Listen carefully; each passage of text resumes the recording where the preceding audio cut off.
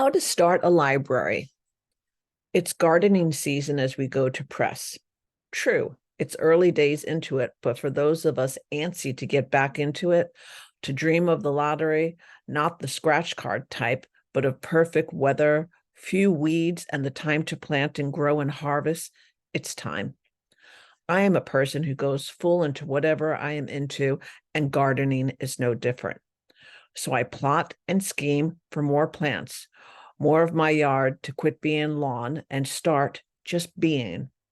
What is unexpected is that what I used to consider a bit of a solitary endeavor has really become a community, and that excites me even more because I want people to be excited about my hobby so it can become our hobby. Last year, I started a seed library at my church to encourage everyone to grow something they could eat: a basil plant, cherry tomatoes, anything. It was a baby effort in that I came late to the realization that there was even such a thing as a seed or plant library. So I am still developing my concept of what that looks like for me and the people I consider my neighbors.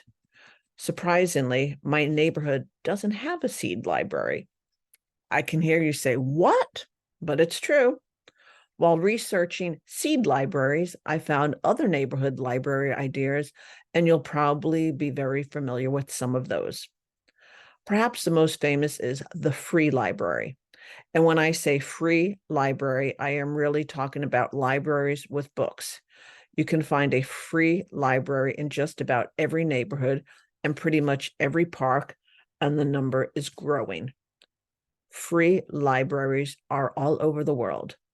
The people at littlefreelibrary.org claim there are more than 150,000 registered free library sharing boxes in 115 countries.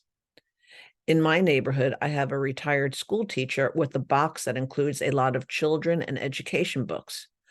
Down the street is a box dedicated to romance, and quite a bit over from that one is one that seems to be a little bit more esoteric.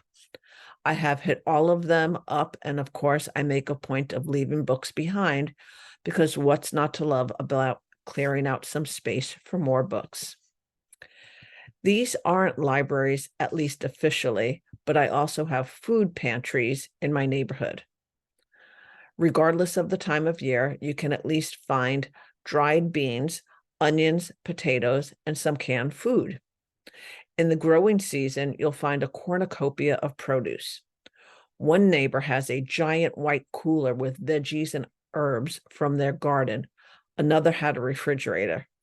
It disappeared, so I don't know if it will return this spring. Another has what looks like a child's lemonade stand, and the school teacher has a second box that ebbs and flows with the month.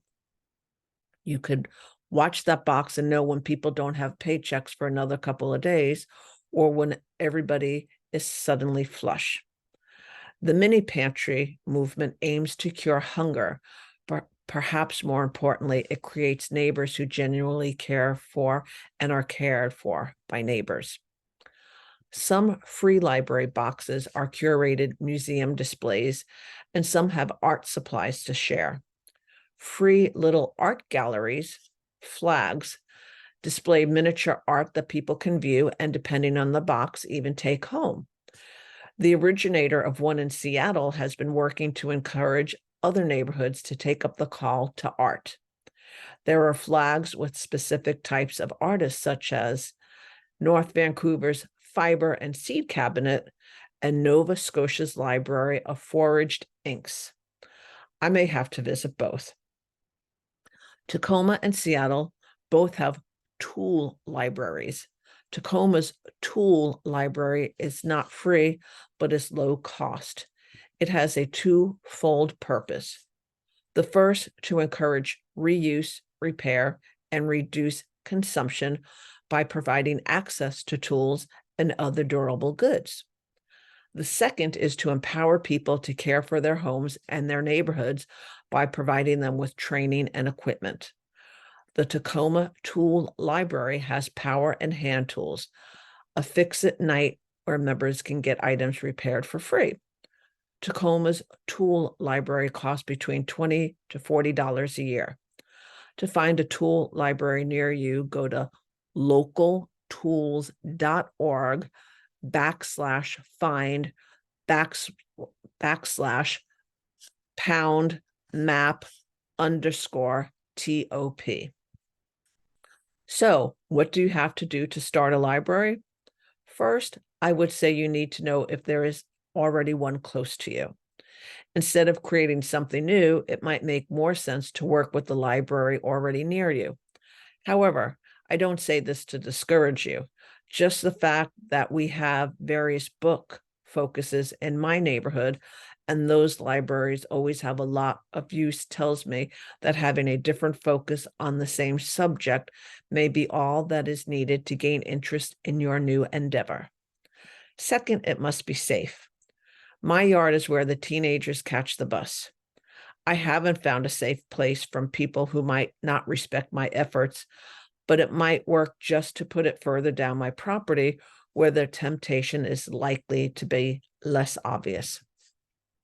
Third, you need something weatherproof. If you go to the free library site, they sell boxes, but you could just as easily create your own. Not everyone has the talent to create something similar to the one I show here. My neighbors are truly talented. My seed bank is an old container that used to hold my CD collection. I've taken over a table at my church and put signage up.